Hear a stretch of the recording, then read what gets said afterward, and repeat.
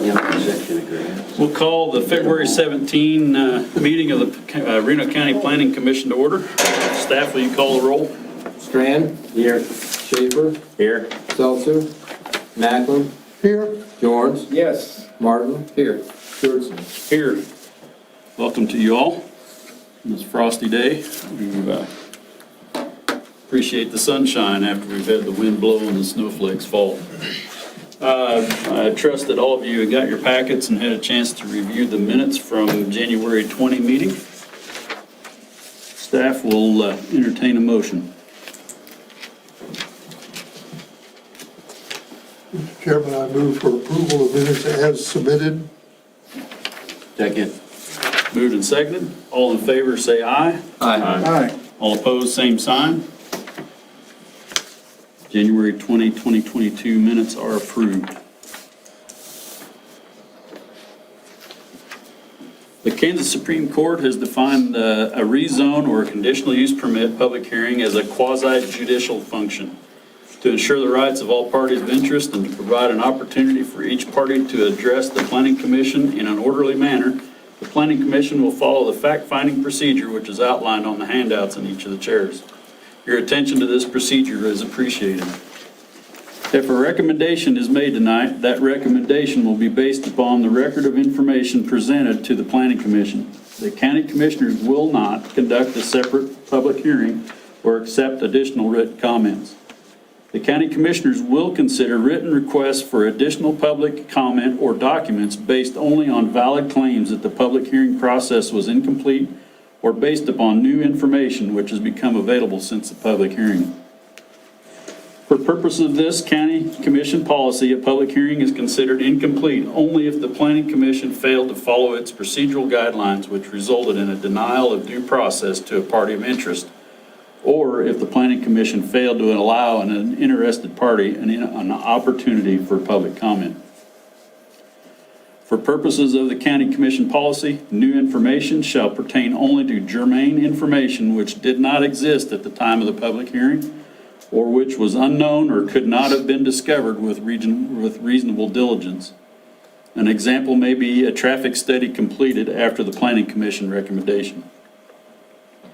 The Planning Commission recommendation to the County Commissioners will be accompanied by a summary of proceedings before the Planning Commission at its public hearing along with the report and recommendations of the county planner, letters, informal petitions, and other information constituting the record of proceedings provided to the Planning Commission before and during the public hearing. If the Planning Commission makes a recommendation after tonight's public hearing, this case may be presented to the County Commissioners in approximately 2 weeks.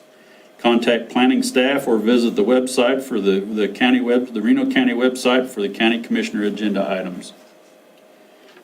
Any party who wishes to require the county commissioners decide this case by supermajority vote may file a protest petition pursuant to KSA 12-757 at the office of the Reno County Clerk, 125 West 1st Avenue, Hutchinson, Kansas, within 14 days following the decision by the Planning Commission. The form is on the Reno County website, Planning Department webpage.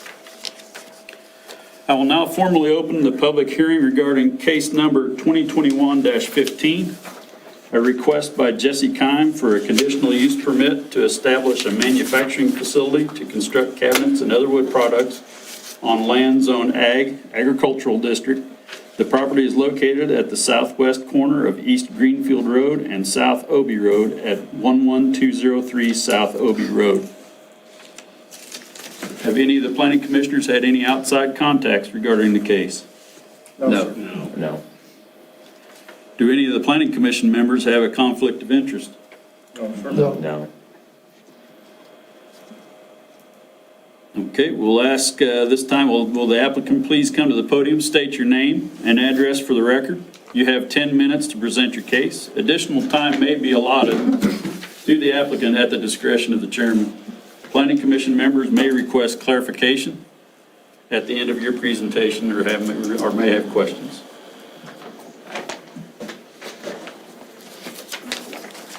Good afternoon. My name is Jesse Kime. I am the owner of Yoda Wood Products, a cabinet manufacturing company. I would like to thank you all for showing up today, despite the weather. What we do, we build custom cabinets, woodworking. Any wood, any finish. Every house is different from the one before. We employ one employee right now. He happens to be a family member. The reason we are wanting to move is I recently acquired the business, and under the real estate agreement, the location ends in 2022 under the agreement that we had to operate there, and I am needing to find a new location. Now I own sufficient property and a building to operate the business where I live. That would be the most logical place to locate it.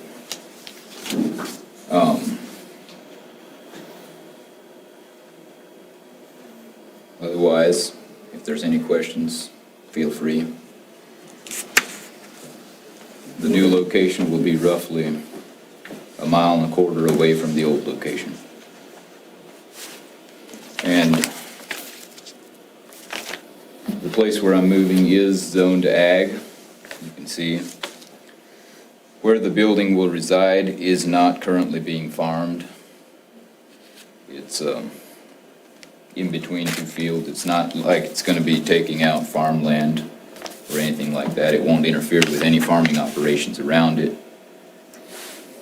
So if there's any questions, feel free. Thanks. The board have any questions? I have a question just for clarification and for moment. The present location is where you get on the highway coming down the Yoda Road, is that correct? Yoda Road and 96. And I see other things, what I'd call gazebos setting out there. Did you manufacture those? No, those are a separate business. Okay. That is under Kimes Gazebos, which would be my brother, and he operates the outdoor section, and that is expected to stay there. Okay.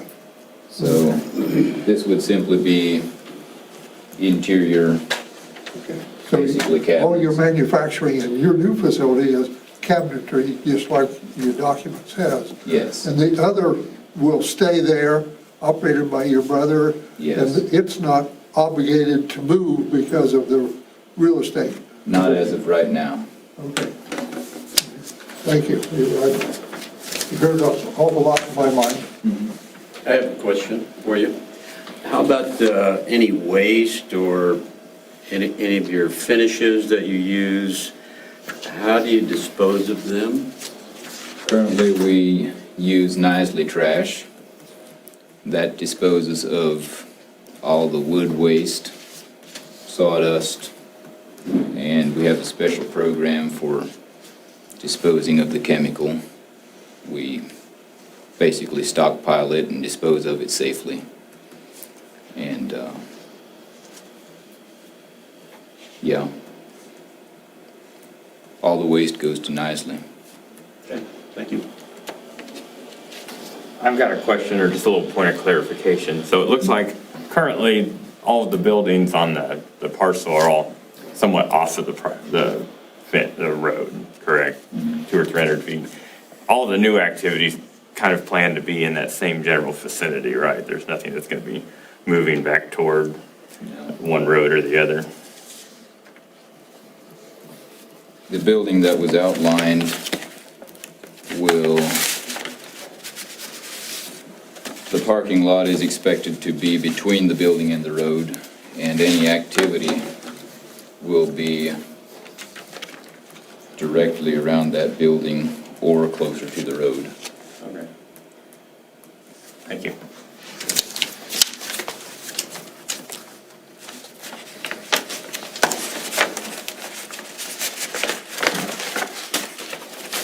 Any other questions for the applicant?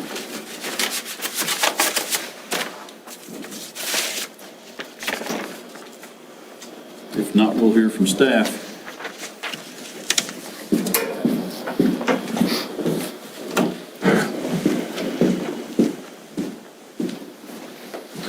Mark Bonacci, County Planner. Good evening, Board here.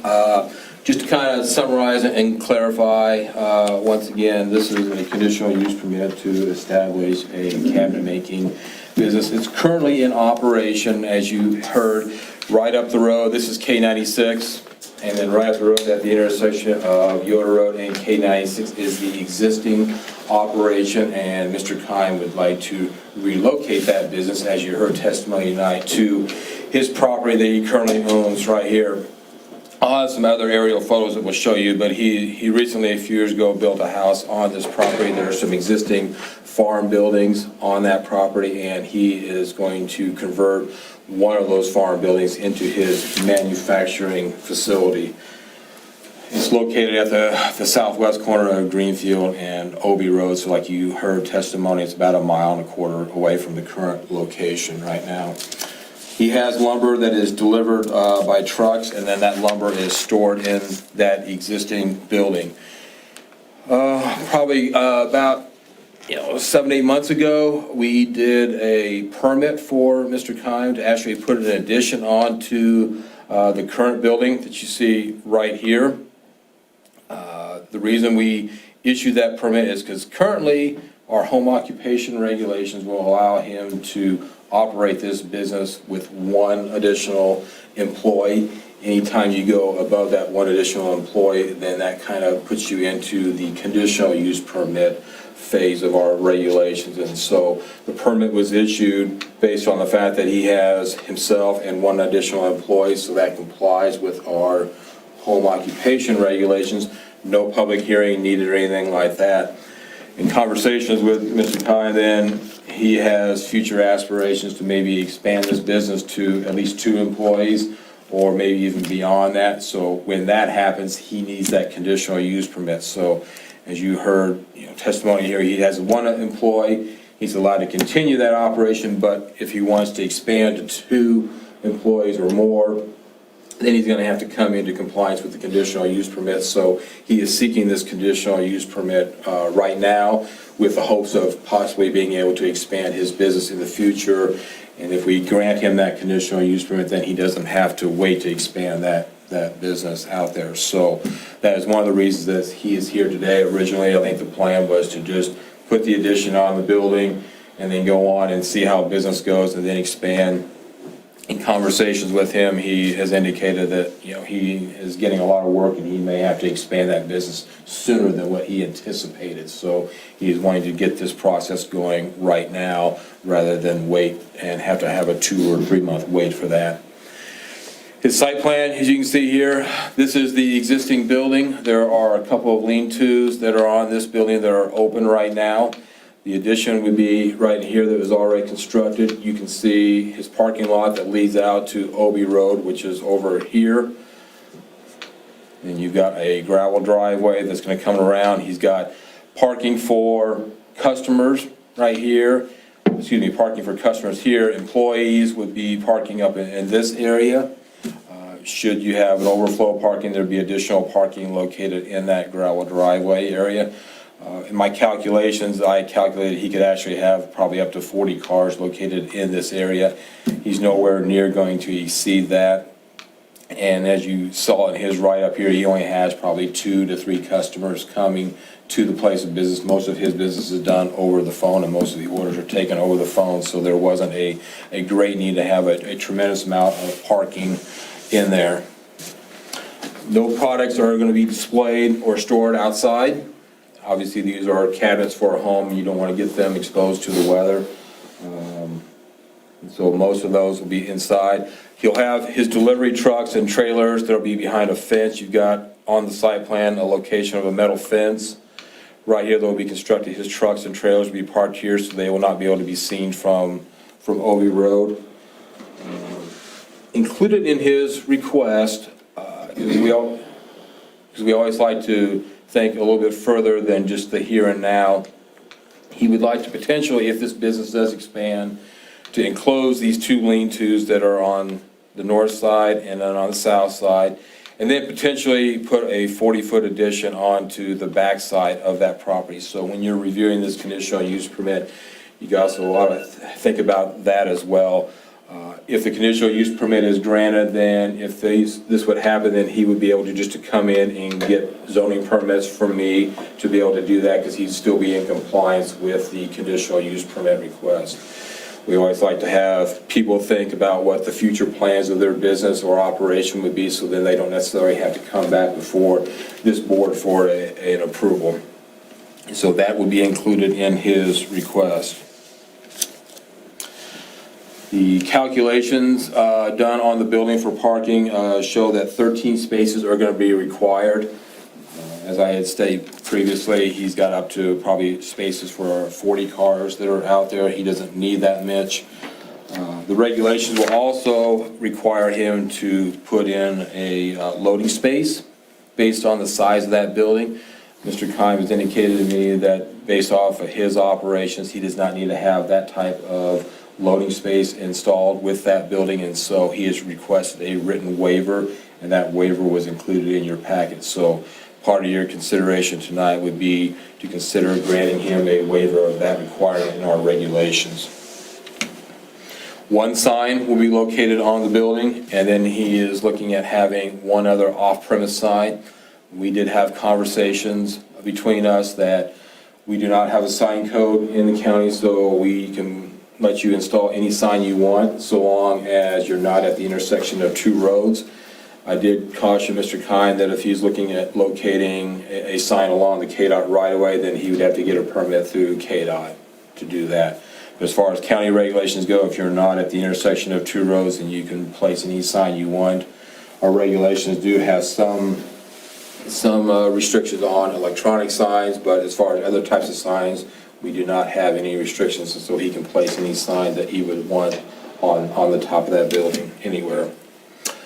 As far as fencing goes, as you saw in the site plan, a metal fence is going to be installed along this area to help kind of shield the work vehicles and the work trailers. The next part of my report discusses the following factors that you must use in order to make a decision on this case. I don't really want to go through all those for the board unless you have specific questions for me.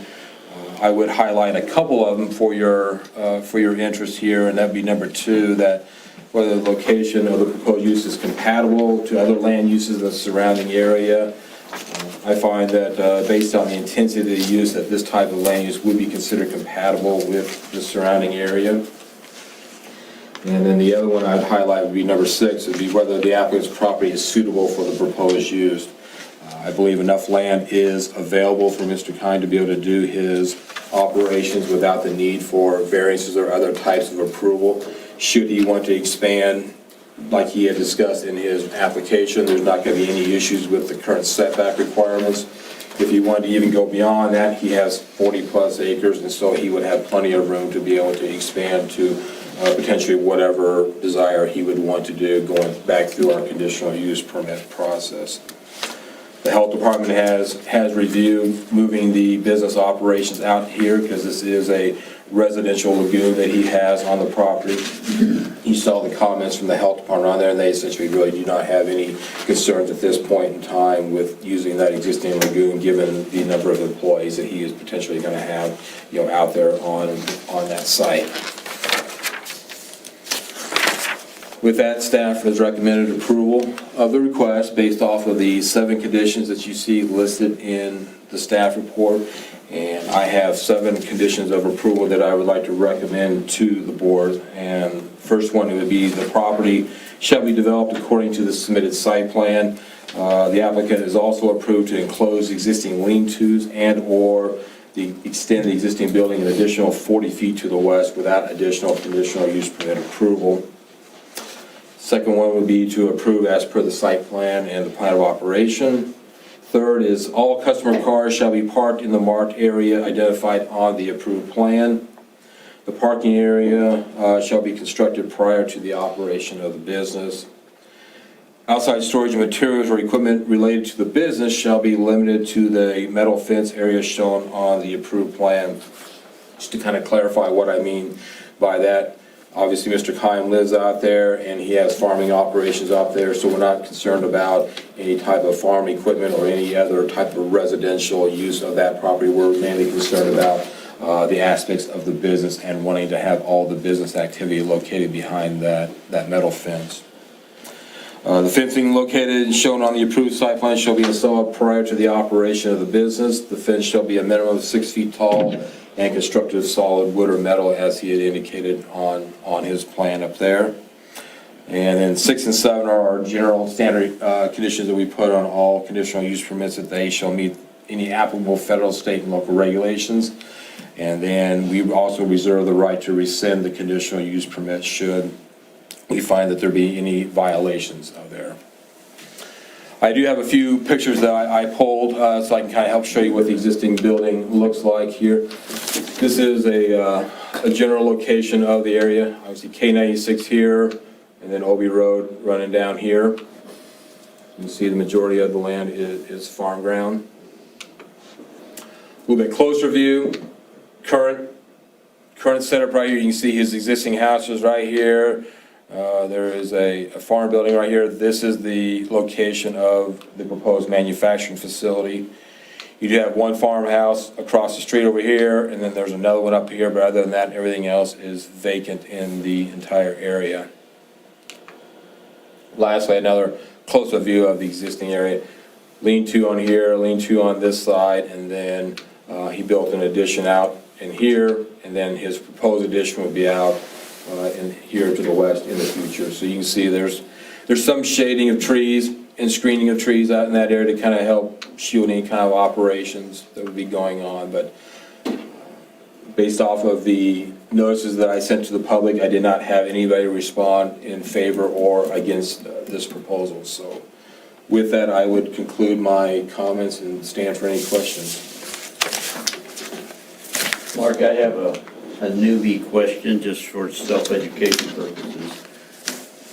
If Mr. Kime were to sell this property in the future, does this use permit go with his business or does it go with the property? So in other words, could someone else who would be manufacturing cabinets or something less friendly than that, would they need to get a different permit, or does this go with the property? So the conditional use will go with the property if it's ultimately approved by the county commissioners. So if Mr. Kime would sell this property to somebody else and somebody else want to come in and manufacture cabinets and other products associated with that, they could do that at the level that we've approved with that conditional use permit. So you're limited to, say, the 2 employees, you're limited to what was approved on that conditional use permit. If they came in and wanted to have 10 employees and have other, say, manufacturing products going on in that facility, that would mean that they would have to come back for a modification of that conditional use permit. So essentially, they'd be going back through that process. You can come in and assume that conditional use permit at the level that it was approved by the county commissioners. But anything greater than that would have to come back through that review process to this board again. Because there's concerns with, parking concerns, there would be noise concerns potentially, a whole multitude of other factors that we would want to just review and put on record mainly with that. Thank you. Mark, you have written in here and/or to reference enclosing the existing lean-tos and/or extend the building. Which are we doing? I guess that would be that and/or leaves it a little bit ambiguous for me. Are we enclosing and extending, or are we just extending the building? So what I intended to say with that is,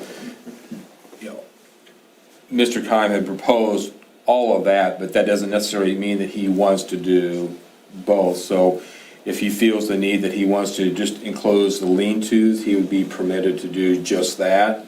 Or if he feels like he would be better served with a 40-foot extension of that building, he can just do that if he wants to. Okay. So he can do all of it, or he can do one of them. Or he could just extend the north side of the lean-to. Enclose the north side, leave the south side open. So I was trying to leave it open to where he has a multitude of options rather than trying to limit him to one specific. Understood. Now, Mark, are we limiting his number of employees? Not limiting it, no. Okay. We're just basing it off of what he has said in Okay. his report. But he could go to 3 or 4 And yes. without a problem. Okay. What was the rationale again for not having a loadout facility or a loadout?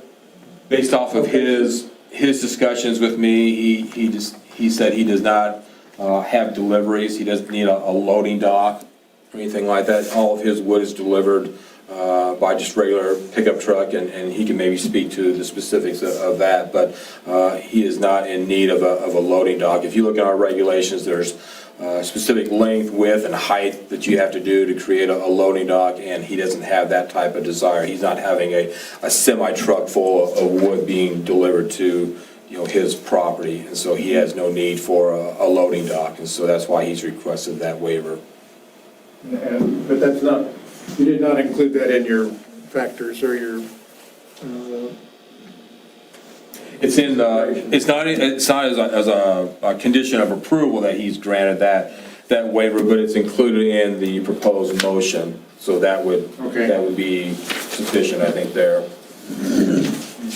would there come a time when Mr. Kine would have a showroom in part of his building where we might have display his products and maybe entertain potential customers that are shopping for a cabinet maker, which would cause maybe more traffic to pass through? He would have that now, and based on our discussions now, it wouldn't probably generate that much more traffic. A lot of his business, I think, is done, over the phone, but that question might be better answered by him than me. Another question that may be best answered by Mr. Britton is the condition of Obie Road looks like it's a good road. Is this going to put any additional burden upon that road? No, it shouldn't. Obie Road's a township road, and based off of our discussions again, and he's not anticipating a tremendous amount of traffic additional to that road other than what it's receiving right now. So I don't believe there's going to be any issues with traffic or anything like that, or additional traffic counts on Obie Road. I have a newbie question that may or may not be appropriate here, but in talking about the traffic on Obie Road, is the township informed when a conditional use permit is requested or approved on a township road? Yes, I always inform the townships. Okay, so they're on board with this? In this particular case, and just, for the newer people, I always inform the township trustee of conditional use permits or rezones, just to get their input, if anything. I did send notice to the township trustee. The mail actually came back as no undeliverable or no such address, and so that's the only address that I have of that trustee, and so I attempted to notify the township on this, but it came back as undeliverable in this particular case. Was that somewhere in the staff report? Did I just miss it? There's a lot. No, I didn't include that in the staff report, anything. Any other questions for staff?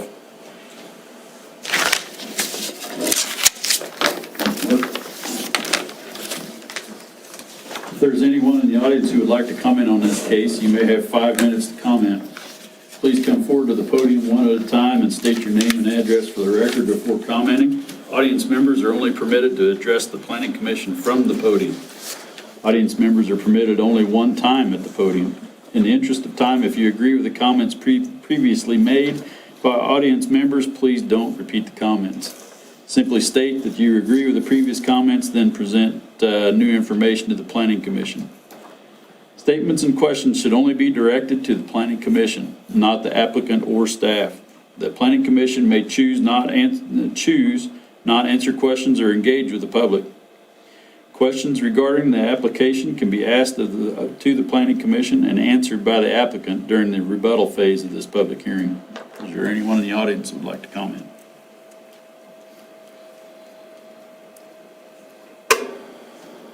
Does the applicant have anything else to add? Staff, do you have anything else to add? I do not, Mr. Chairman. Does the commission have any further questions for the applicant or staff? The public hearing is now closed. Acceptance or denial of a rezone or conditional use permit must be based on the factors that are listed in the staff report and found on the audience chairs. This is the time the Planning Commission can discuss the case and ask procedural questions of staff only. Is there any further discussion?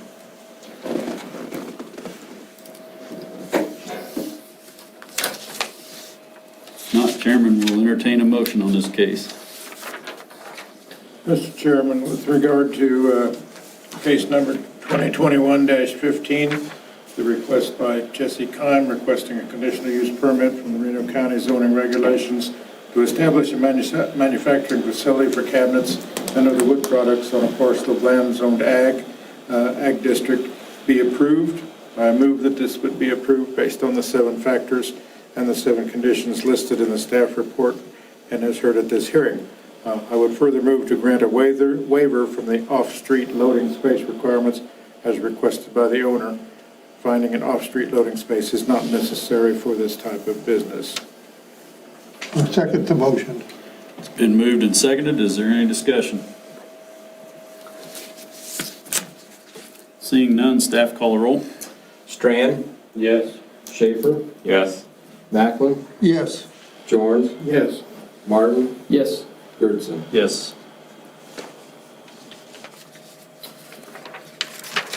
Due to the 14-day process period that will start now and the county commissioners' new schedule meeting like every other Tuesday, it will probably be March 22nd, I believe, before we could probably get on to the county commissioners, but I will be in touch with the applicant on that. Okay. Thank you, Mr. Kime, for participating in the process.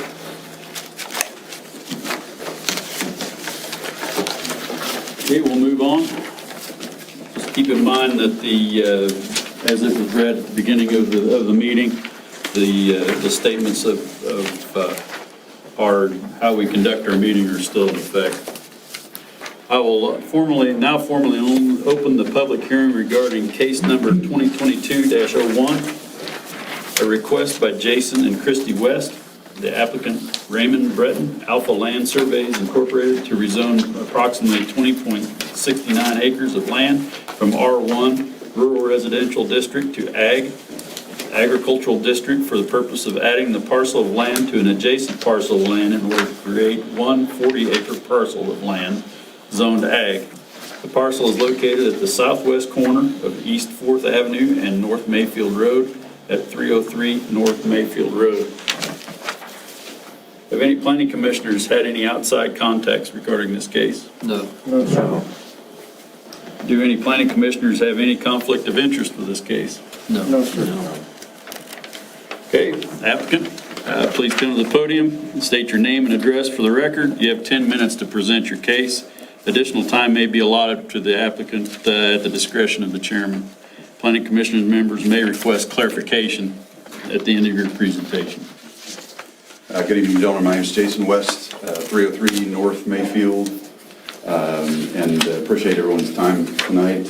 Mark especially doing all the work on this. You do all the work. I do. Nobody says all the work.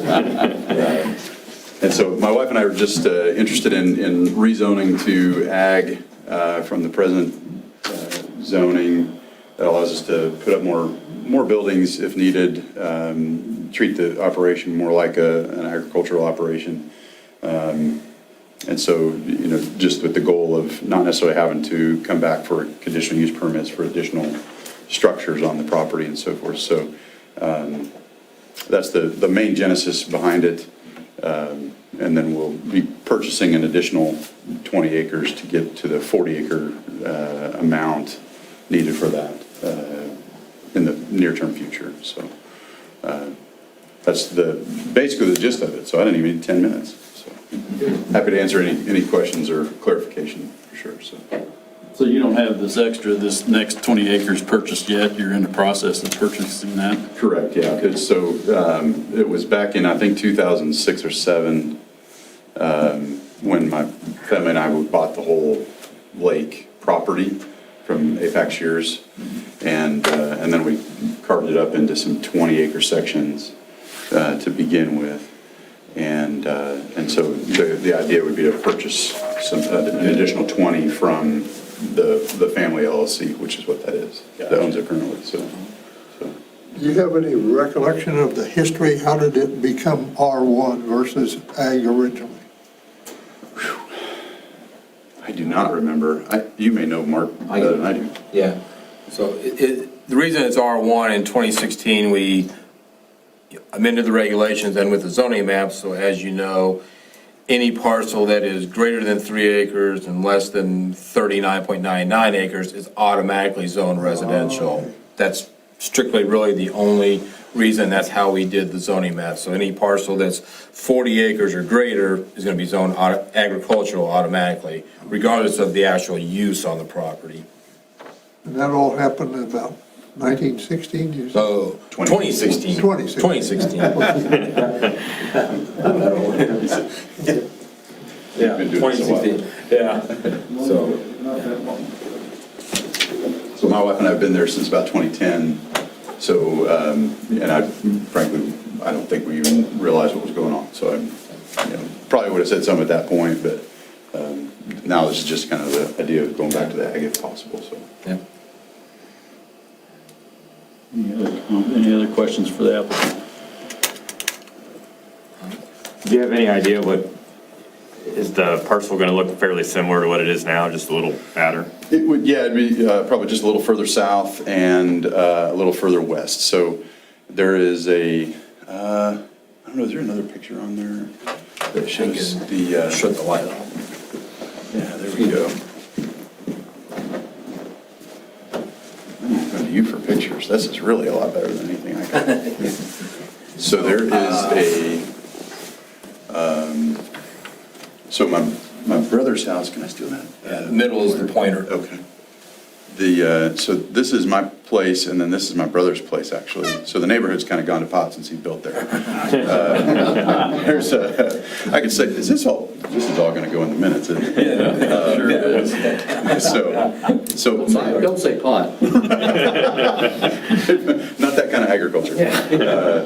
So our R20 right now kind of runs along right here and then over, and then there's actually a 20 in between us, and then my brother's 20 is about right here. And then there's another 20 this is the old road that goes down to the sand plant down there on the island. Might be a little bit better to see that. That's this road that I'm referring to there. And this is where the sand facility was at before. So there's 4 20s along the edge here. So the idea would be to split this 20 in half that's already there. And then my brother would have 10 of that, and I would take 10 of that, and then push a little bit further south, kind of along this edge here, and then obviously down into the lake a little bit to get to the 40-acre level. And then just do some, I'm going to call it light ag related work over there. We both have some fruit orchard and some stuff like that going on over there. My brother got well, he's trying to grow some grapes for wine, but that's good. We'll see how that goes. Thank you. Yeah. Any other questions for the applicant? Thank you. I have one. So you got 4 20-acre parcels, so you have like 4 separate deeds, is that? No, the only one that's been segregated off thus far Yeah, is is yours. just that, just the R1 there. You said a 20-acre here and a 20 here and a 20 Yeah. over here, so I didn't know if you Correct, had separate deeds for those or? No, they haven't been actually segregated off yet. Okay. That's going to be part of what also happens as a process of this is Okay. to carve out Cameron's, my brother Cameron, Gotcha. to deed part of that to him as well. Gotcha, okay. That's all part of the purchase transaction. All right. So, Anything else? Thank you. thank you. We'll hear from staff.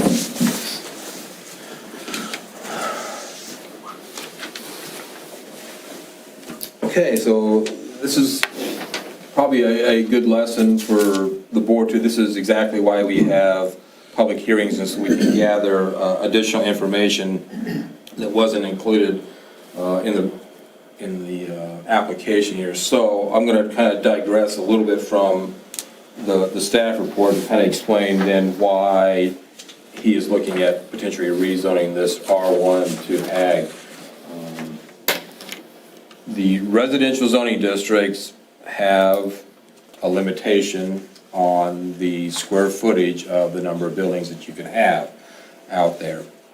We just changed that regulation several months ago for the current board members, where if you have less than 40 acres of land, you're going to be zoned residential. So if you have between 2.01 acres and 39.99 acres, you're going to be limited to 5,000 square feet of accessory structures. If you have 2 acres or less, you're going to be limited to 2,000 square feet of accessory structures. And that's either for one building or that's for a multitude of buildings. And so it's not saying you can't build that, it's saying that you have to go through the Board of Zoning Appeals and through a special exception process. And so the agricultural zoning district does not have that limitation. We do not want to place those limitations on farmers, mainly because farming is exempt from zoning regulations, number one here, but we don't want to have to put them through a process, mainly because you're going to usually have more than 40 acres of land, so there's not usually going to be concerns with neighborhood if you want to build a building. And so based off of that, it sounds like that is why they are wanting to rezone this residential property to an agricultural property, add 20 acres to that to get to the minimum 40 acres for the ag zoning district. So then they don't have to go back through a special exception process every time they would want to put a building up. Now, I would add that if the building is used for agricultural purposes, it really doesn't make any difference what the zoning is. We're talking about the use of the building, not necessarily what your zone. And so, but in that sense, if they would like to, rezone that and create a 40-acre tract and then create another 40-acre tract, then with that, that's perfectly fine, and that's their right to be able to apply for something like that. But that is what, listening to his testimony, that is what the background of that is, because the residential zoning districts require that special exception for you to be able to build a building or a cumulative amount of buildings out there that would be greater than 5,000 square feet. As you heard testimony here, his family owns the rest of the, what we would call, say, the lake property. This is a large tract of ground. Again, over 40 acres in size, and so that's why it's automatically zoned agricultural. We're not looking at particularly land use or anything like that. We're looking at the size of the parcel. So at the time we did the regulations, this parcel was already split off into a separate tract, so therefore it was zoned residential because it's greater than 3 acres. Now, in the art of computers, I'll tell you that they're not exact here, because you'll see, like, there's a tract here that's obviously less than 3 acres and it got zoned residential. All these tracts up here should be between 1 and 3 acres. Some of them are not, obviously, but they're zoned R2. Over here is a subdivision that is zoned R3, and that's usually reserved for tracts of ground that are less than 1 acre. Now, I will tell you, though, and when we reviewed the zoning map at that time, staff made some decisions on the parcels. We don't necessarily need to have like an R2 or R3 parcel in the middle of all this R1. Likewise up here, there are similar parcels over here that were zoned R2. I'm guessing here at the time, and I don't recall, I'm sorry to say, but I'm saying we probably just said, let's just make this area all R2. And there's really not a lot of difference between the R2, R1, R3 zoning districts. The biggest difference you're gonna have is really in your setbacks for those properties. R2 zoning is gonna allow an 8-foot setback on the side versus R1 will have a 10-foot setback. So even that difference isn't that great. What we tried to do was, instead of having a multitude of different colors mixed in based off of the parcel size, sometimes we tried to lump in like parcels in a neighborhood, the same zoning. Over here, this is a subdivision, so in that case, even though I say this parcel will be greater than 1 acre in size, because it's within the subdivision, we went ahead and made that R3 instead of having that as a separate tract of ground. So that's kind of a little bit of the history about why we did that and why this parcel was automatically zoned R1. There's no issues with continuing personal winemaking on the property, agricultural operations. There's no issue by it being zoned R1, because we don't regulate agricultural operations regardless of what is zoned.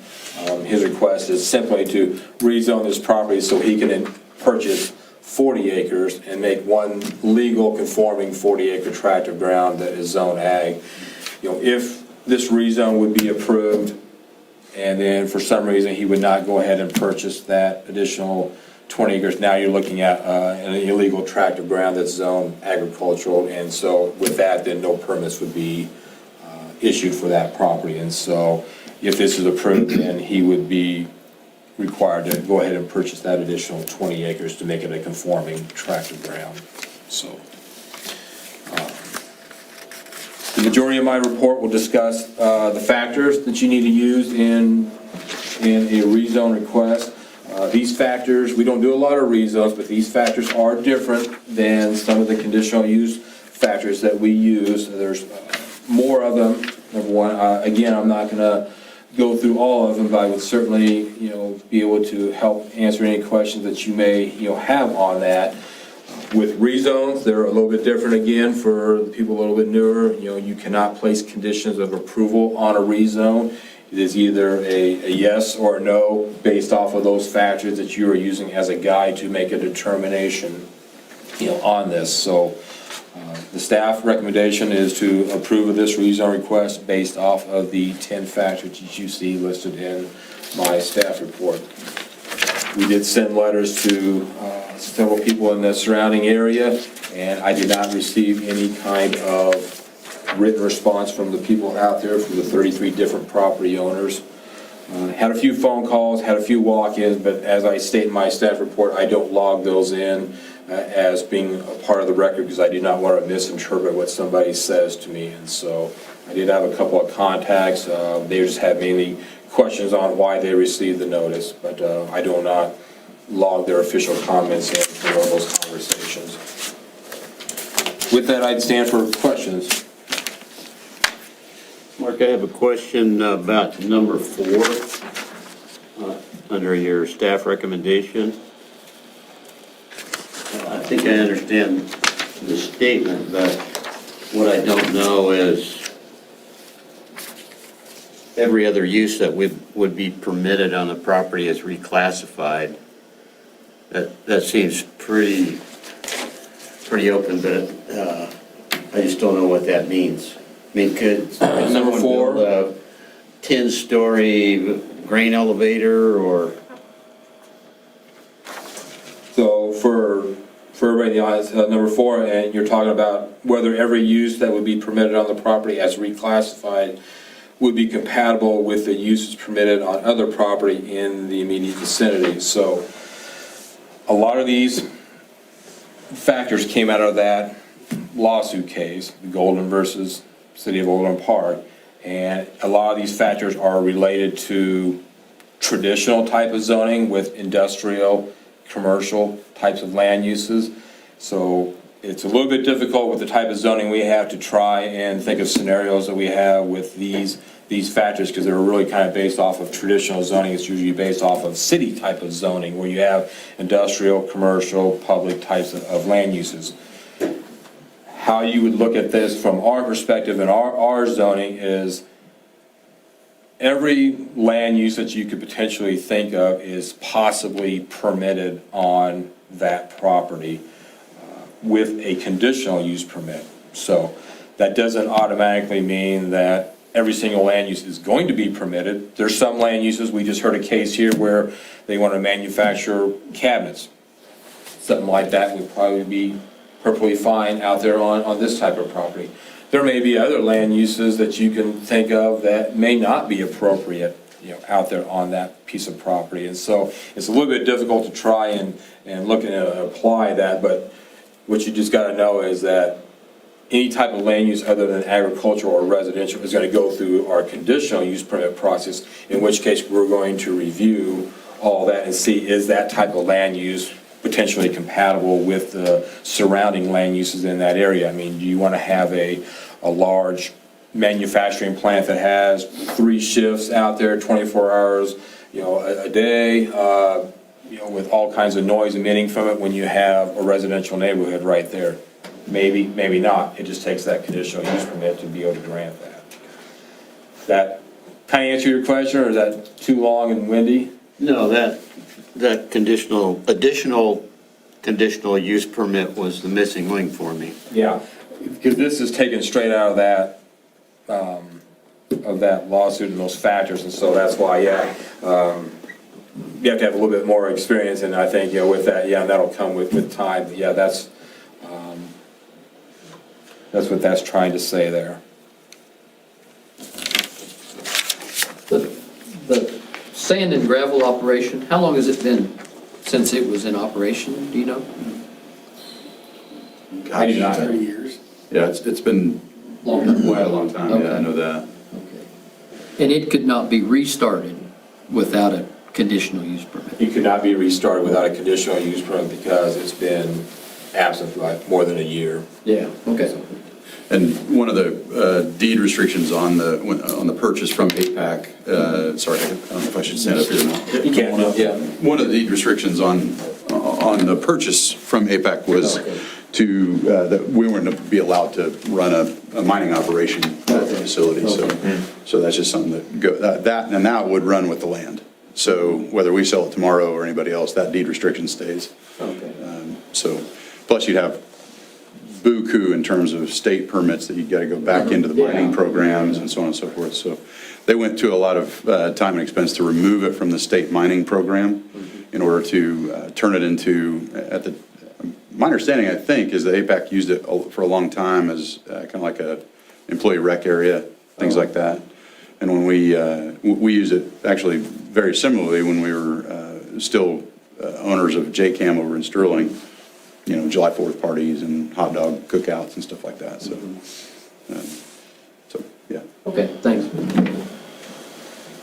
Kind of run through the pictures right quick. There's another reason why there's a building that's sitting right here that's actually not on his property. So if this is rezoned, he would purchase that, then that building would be back on his property. But this is the overview. So this is the entire sand pit operation. Here you can see agricultural mainly on the south side here, larger tracts of ground, more residential on the north side of 4th Avenue. This is Mayfield Road right here. A little bit closer view showing Mr. West's house. And then there's that building right there. And then, like he said, that's his brother's house that was built several years ago. That's all I really. Trying to get my thinking working right, I'm asking myself, why don't he buy the 20 acres and then come in and rezone the whole thing agricultural? But I'm also telling myself that probably wouldn't work. Can you help me in my thinking? Buy the 20... So that it becomes over 40 acres before he made the application to rezone that from R1 to... The western 20 acres that he'd be purchasing is already zoned agricultural, so, so what's gonna... So he'd have 20 acres agricultural and 20 acres of R1. Yes. And that's what I'm saying, that wouldn't work. I mean... That's a question. I mean, it would work, but every time he would want to put a building on the residential part of the property, he'd be going through a public hearing process to do that. And so, So I guess, it really should be, if it's gonna be a 40-acre tract, it'd be cleaner if it was all zone agriculture instead of split zone. I mean, does it hurt much if it's split zone? Probably not, but it is gonna be a deal if he wants to put a building on there, and it's like, well, it's my property, you don't see this line, you think of it, you got 40 acres, but in the zoning world, there's a zoning line there that is restricting the number of buildings without going through a board of zoning appeal hearing. so I guess, in answer to my question, what you're saying is the approach the applicant's taken is the best approach. The best approach would be for him to rezone that. And, and like I stated in my staff report a little bit, it's hard to write it because, he's looking at adding additional land that's not really part of this hearing, because if this gets rezoned, then my regulations don't require him to file a lot split to divide land into 40-acre tracts. And so you kind of had to understand what was going on in the background, why we wanted to rezone this. Right now, like I stated in the report, if Mr. West wanted to do a lot split, he could split this R1 up and build another house. With the agricultural district, he could still do the same thing. He could file an ag lot split on his existing house, and then somebody could build an additional house on that property with just going through administration, not through this board. So he's not really gaining or losing, any ability to have additional uses on that property as far as houses, if he ever desired something like that. But it'd be cleaner if it was all 40-acre tract zone agricultural. I think I'm satisfied. You think so? Think so? If not, keep asking and I'll try. I've got a question. So hypothetically, if it's rezoned to ag, then it's a small lot that's zoned ag, and if the split and recombination doesn't happen, is that a non-conforming parcel that won't be eligible for a permit at that time? Correct. Okay. Exactly. Because this right now is considered a conforming parcel of land, zone R1. And so if it's zone ag, it was obviously split before 2016 when we changed the regulations, and if the additional 20 doesn't happen, then it's considered a non-conforming parcel, and we don't do permits on non-conforming parcels. So in between the time that the zoning is updated and before the new deed is filed, then a permit isn't possible, a building permit? Technically, yeah. Technically, yes.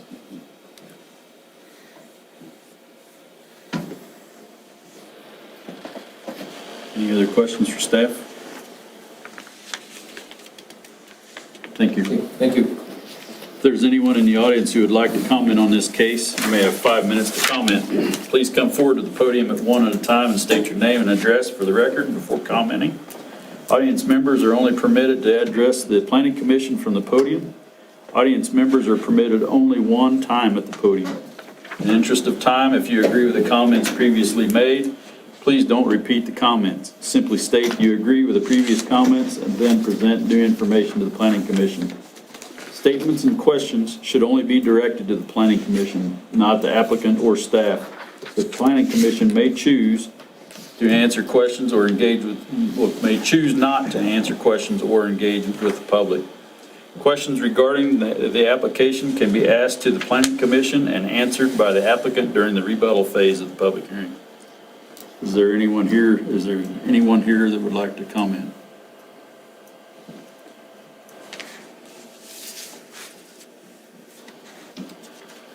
Does the applicant have any additional comments? No, sir. Okay, thank you. Staff, you have any additional comments? I have nothing. Nope. All right. Does the commission have any further questions for the applicant or staff? Then the public hearing portion is closed. Acceptance or denial of the rezone or conditional use permit must be based on the factors that are listed in the staff report and found on the audience chairs. This is the time the Planning Commission can discuss the case and ask procedural questions of staff only. Any questions? Any concerns?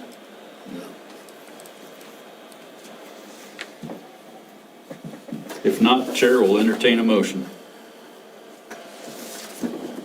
Mr. Chairman, I move that case number 2022-01, the request of Jason and Christy West requesting rezone from the Reno County zoning regulations of the 20.69 acres of land from R1 Rural Residential District to AG, or AG, Agricultural District, be approved based on the 10 factors listed in the staff report and heard at this public hearing.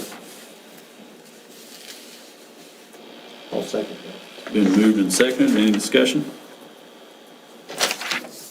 Seeing none, staff call the roll. Strand, Yes. Schaefer, Yes. Macklin, Yes. Jorns, Yeah. Martin, Yes. Gertson. Yes. Motion carries. Thank you. Appreciate it. Thank you. All right, so it's gotta go to county commissioners, and then I'll be in touch. Sure, you bet. Okay.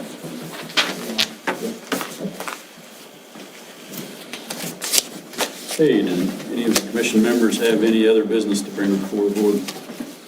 I have a question for Mark, though. There's a 20-acre split there where it says number 38, maybe? And then the... Right here? No, to the west, right below the number, isn't there another 20 acres in there? Yes. And then there was another parcel for, those. Why don't those show up on that map? Have those not been surveyed and planted officially, or? I'm not sure if there is or not, so we can, I'd wager that that's all one LLC, it is, it's, and they I haven't can give you split out another- up to that point. I can give you another lesson, and this is what I struggle with in the zoning world a lot versus what this map is. You're saying, I don't know if there's separate 20 acres. I didn't get that impression. I don't know if that's the way they had it divided, but regardless of this, the map that you have, maps that you look at on the website, you're looking at a taxing map. Those are taxing parcels, okay? Taxing parcels are, or can be, a lot different than zoning parcels. So, for example, if we take the subject property right here, in the zoning world, and maybe in your world too, because you live in that world, you're looking at a 20-acre piece of ground right here. However, that's not necessarily how many deeds that person owns. You know, this 20 acres, you know, Mr. West could have purchased 10 acres off of the sand pit a long time ago, and then maybe purchased the southern 10 acres 5 years later from the sand pit, and he may have two separate deeds to this 20-acre piece of ground. However, he may request it, or the appraiser's office may have taken it upon themselves to combine those two deeds into one 20-acre taxing parcel. So therefore, you don't have two tax bills. You're not going to have one tax bill, say, with a house, and then another tax bill that's, say, vacant land. He may say, you know, I don't want to get two tax bills. Can't you just combine that all into one 20-acre piece of land?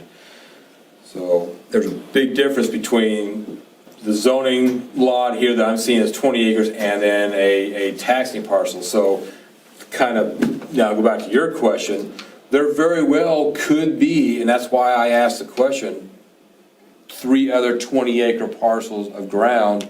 You know, I mean, you know, you could have 20 acres here, you could have 20 acres around that house, and then this over here could be like another 20-acre parcel. But because it's all owned by the same LLC or by the same person, it's just all being combined into one taxing parcel. However, you know, and I deal with this occasionally too, you know, if they want to, say, build, you know, a third house here, for example, you got a house here on a separate parcel, you got a house here. If they wanted to build another house, I would say potentially no right now, because it's a 40-acre minimum on the ag district. However, if he can produce a 20-acre deed to, say, this area right here, and he can prove that that deed was recorded prior to 2016 and prior to the change in our regulations, that all he would have to do is just go and tell the appraiser's office, hey, take this 20-acre deed right here and map that as a separate taxing parcel. And once he does that, then I can issue a permit for another house, because that deed was created and recorded prior to the current regulations. So it's, One would assume now, I mean, assume is a big, powerful word, and sometimes it's a stupid one. But we can assume that in the LLC, they probably have written in their bylaws that brother one gets so many frontage feet, and brother two, sister three, that kind of thing. They might have that written in that bylaw, so that's why it didn't show up as a separate taxing piece. Is that if what by you're saying? bylaws, if you mean like the Or in your- LLC, or if you mean, or like another example would be like, say, a will or trust. There you go. That, I don't care about that. I don't care Right. what your will says. I don't care what your trust says. You know, your trust may say that this person here gets 5 acres, and this other brother gets 5, and this guy down here gets 12. That doesn't make any difference. I'm going by my zoning regulations. I don't care what your trust says. You know, That's you can correct. certainly have that, but that doesn't mean that you're gonna get a permit from me on anything. That's the way I'm understanding it too, but that's kind of the way that would indicate that that's kind of the agreement that's with the Mr. West was family. quite confident that there was a 20-acre Yeah. parcel in there, They- and that they were gonna split it, I guess, and he and his brother were each gonna take 10 acres, but that would involve a lot split, or a parcel split, or a survey, and a different It's gonna. set of boundaries recorded. Yes. And a different set of parcel IDs. It's gonna- Through the appraisers. The next map that Mark shows us in a year, that will show several different boxes there, I have a Yeah, feeling. potentially, yeah. So I have a procedure question. So if hypothetically, the parcel 38 is actually 3 or 4 different deeds in the Register of Deeds office, and there's a whole row of 20-acre properties deeded, but they're all combined for tax purposes. And the next 20-acre to the west changes hands, and they want to split it from parcel 38. And so 20 acres, that would be an R1, is that correct? Actually, in that case, no, it would stay agricultural. But even if the deeds were filed in 2010? Yeah.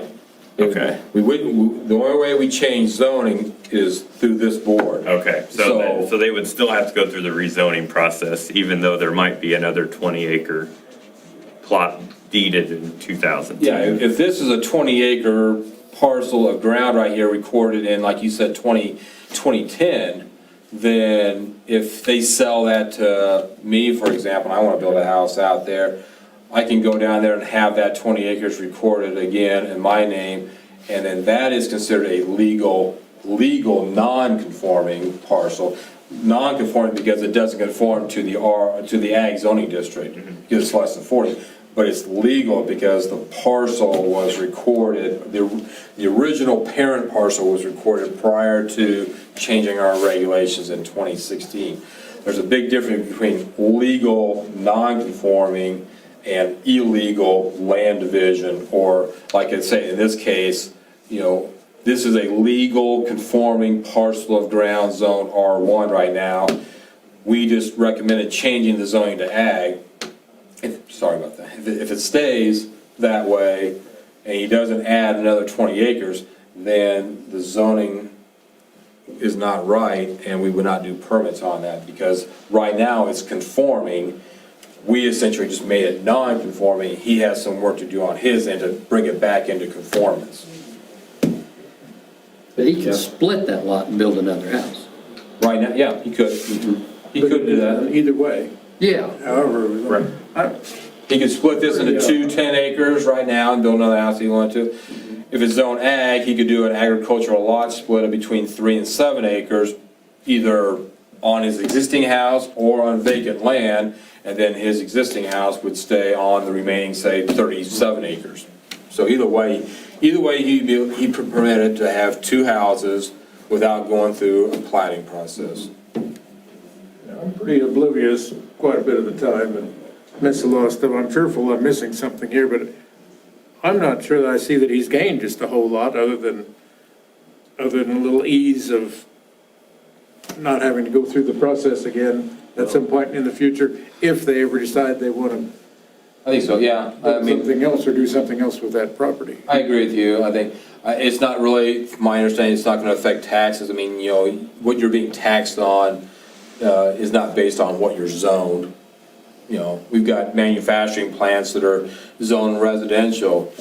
Your property is not zoned or zoned commercial wind right now. You're not going to be paying more or less taxes because it's zoned that now. So it's not based off of what you're zoned, it's based off of what you're using it. So what it is, after hearing his testimony tonight, yeah, he would have the ease of just coming in and getting a permit for a 50 by 100 building, for example, that he would want to put out there on 40 acres versus having to go through this board and a public hearing process to do But that. if you wanted to put a commercial winery in that building, he would have to come through the conditional use.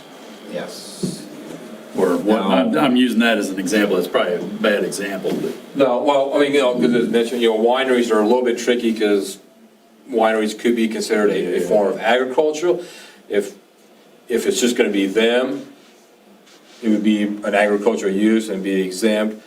If it's gonna be selling it to the public or having a tasting room or selling wine openers, corks, and other trinkets, that stuff is not produced on the property, so that is not considered ag, and so then my contention would be you'd have to go through the conditional use permit.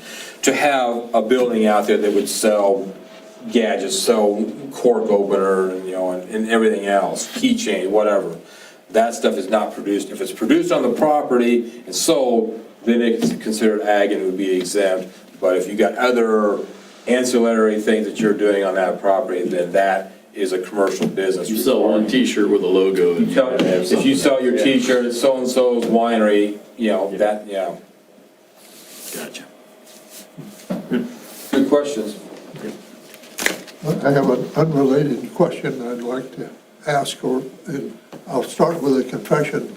Maybe I haven't been paying really close attention to what our chairman has been saying at the very beginning of these public hearings. Today I did, and I heard some things that I thought were new. Any of the language you read, any of it new? Yes, they are very much new. Okay. This is Do we have brand a new. county counselor in place that's written new things? Well, I'm learning my intonation again. Okay. So, But there's just some, what we've learned over the past several years is that we need to be very succinct with what the intent of this commission you is. were today. And that's, Much more succinct than I've ever heard before. I thank you. Whoever directed you, I thank them too. I'm not going to take credit for any of these paragraphs. I'd have reviewed them and we did a little bit of shuffling here and there, but Mark has done all the homework on it. So he gets all the kudos, but yeah, that's the reason for the I even- longer. As you said certain things, I thought, I know why that's in there now, because of all we've been through. We're trying to be a little proactive here, Arlie. Okay. And good. not necessarily, and I heard it. maybe not so much that we. For our two new members, maybe you're in a whole new world now than what you were before. Well, this We're new running on member automatic. appreciates the added language, and Okay. I think it'll, It helps us manage the situation, and it also gives those that are sitting in the audience a little more defined direction of what we expect of them while they're here. That's what it's all, that kind of sums it up in a nutshell. Thank you. I'm pleased. It's more, but it's, after, you're spot on, Harley, with what we've experienced over the last few years. Getting it out front is a whole lot easier than trying to deal with it in the rears. Something you didn't say in there is that you did once very well, and that is that when a person in the audience doesn't follow that, you can ask them to leave. That's gonna be an unwritten hammer that we carry. No, it's not that bad, but yeah, it gives us a little bit of extra Gives more direction on both sides. Okay, good. Anything else before the board? I have one request of our board, and that has to do with what you see the vision of this board to be for this year. When I say that, I'm going to give one example. We've gone through some the commercial wind energy conversion system regulations. One example would be, do we need to look at commercial solar energy conversion system regulations? That would be one example. I would ask that within the next week, because we want to, my intent is to have Mark have this on our agenda, an agenda item for next month, that we discuss and force rank those items that you provide to him. So don't provide directly to me. Please provide these suggestions to Mark. And they could be 1, they could be 10. I don't want to limit you to 10 either. If you see some things that need to be, I'm going to submit my list to Mark, just like I'm requesting of this board. So within the next week to 10 days, I'm going to give you to the end of what is today's 18, 17. So what is it? That'd be 24, 26, 27th. 27th is a Friday. Would that be, no, 26th would be a Friday. The 25th is a Friday. 25th is a Friday, so Friday the 25th. I'll give you till then. Areas that we feel we should be concerned about with regard to solar. We want to be, I'm just thinking of the WEX regulations that we did. We did that kind of on the backside. We were very reactive with that. I'd like to see what we can be proactive with. What you see, that there might be something in the zoning regulations that we could be a little bit more proactive with. That's what I'm looking for. That make sense? Sounds like homework. It does. I'm making it a quick assignment. It's only going to be 8-10 days long. So It can be on any topic. on any topic, it could be this lot split. It could be just the sky's the limit. I don't want to limit you to just the solar. I use solar as an example. You can kind of see a little peek into window 1 on my list, but I don't want to be the only one making the list. I've got 7 great minds here. I'd like to hear from your input, and then what I intend is to force rank, and we'll decide what we want to do, whether we want to pick and choose or what have you. I guess the 25th is very soon.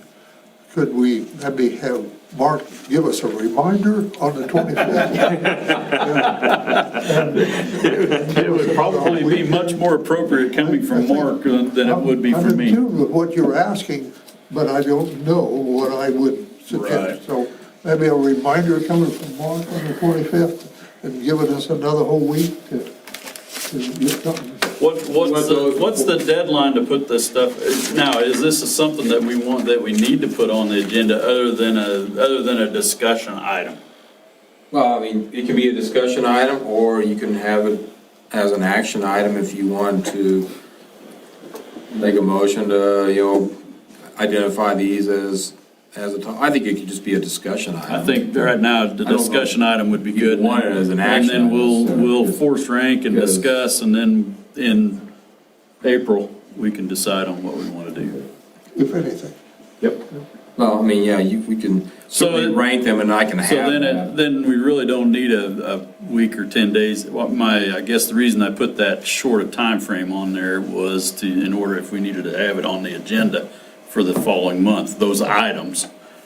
Yeah. Then we can, I don't want to stretch it out because I'll forget. If I stretch it out 2.5 weeks, if it's not hot on my plate, it's falling off the plate, to be honest. I mean, you want the list in your packet of everybody's? It wouldn't be a bad plan. So then, you could extend it another week until March 4, because packet would go out and agenda published usually on March 10, a week before the public hearing. Okay? And so I'd like to have it no later than March 4, sooner the better, so I can compile it. But I can certainly send a reminder out, next week or I whatever. guess I would see, once I see somebody else's list, something else gonna pop in my mind. Right. And that, we'll It'd be a starting point. yeah, that's exactly right, Mark. I just want it to be a start. Jack's shoulder and see what he's putting down. Yeah. I just want it to be a discussion point so we can get started being, if all 7 of us come up with the same one, that pretty much force ranks it to the top. Then we can kind of go, that's kind of my mindset there. So I think you're wanting our input on issues that might be peculiar to Reno County. But I would ask Mark if your peers around the country have a headache list of issues that are popping up, so we don't have to reinvent the wheel, so to speak, or just simply not think of something. Is there a list out there in your professional group somewhere? Not really a list. I mean, I think a lot of that's just unique to each county. Each county has their own hot button topics to deal with. I mean, I think we all have general concerns on, standard operating procedures, for, say, public hearings, or we all have, issues about trying to control junk cars or kennels, for example. Everybody could always use their input on what's this county doing on dog kennels, for example, or what's this person doing on restaurants, for example, whatever it may be. So, but yeah, there's not a standard running list that is unique to everybody in my profession. But It may be something like you need to look at the comprehensive plan or a particular regulation change or anything like that. yeah, because we do that annually. That's where I ask, hey, are there things in the regulations that need to be made clear? And we have that list every year. I think you guys sat in on that, and it's just a matter of getting the time. As you can see, it takes a long time to change a regulation, because you got to make sure that you're changing for the better, and you're looking at it from a multitude of angles to make sure that this is the right move to make. And so it's something that needs to be thoroughly vetted out through this board and through public hearings to make sure that this is the direction we want to go. I mean, how long did we discuss shed sizes? And then once I got around to writing a proposal, how many months did we discuss what we were going to do with that before we actually set a public hearing date? So it's not something that happens fast. It has to be something that this board agrees with. But, be a good starting point. Do you want to talk to what we have in front of us here, Mark? Yes, I will. Yeah, thank you, Russ. Yeah, so in front of you is several sections of the zoning regulations, and that all pertains to the amendments that we did for commercial wind. And so what I did was I just copied the whole entire article versus just giving you the particular page where the amendment was. There's some issues with formatting, I guess you will, on certain sections of the regulations, and so I tried to clean that up to make it more uniform. So rather than just giving you like 1 or 2 pages, I just gave you the whole entire article. So just take Article 15 that's in your book right now, throw it out, and insert every page back in for the new Article 15. Article 13 is 1 page, so you can just take out that page in your existing book, reinsert that new page. As you know, the text amendment didn't obviously involve all those pages, but there was several amendments, but I wanted to kind of clean up the formatting. And there's some times where you'd have like a list and there wasn't enough space, say, in between two listings, and so I did stuff like that. On the comprehensive plan side, it was a request made that I give it to you in binder form, so if we do have other changes to that plan, it'd be easier for you guys to just insert the correct pages. And so instead of having it in the comb format that I gave you in, which makes it more difficult, because probably not everybody has a machine like that available to them, so, you know, sitting around your basement or whatever. So I had our staff here, and much thanks to them, Christy and Liz, do all that, and I made the comp plan in that type of binder, so if we do future changes, then all you do is pull out that page and reinsert it. So there were 3 pages of the comprehensive plan that changed regarding commercial wind, but everything else in the book is the same as what you have. So if you need me to 2-hole punch, 3-hole punch, or whatever, just let me know and I can do that. If not, then you're yours to insert in the book. And all the amendments are done, passed, published. We still got to get it on the website, but that's the last step to do, and we're ready to move on to other potential amendments. Thank you. No changes in the roster, your contact I information? looked at mine was fine. Good. All right.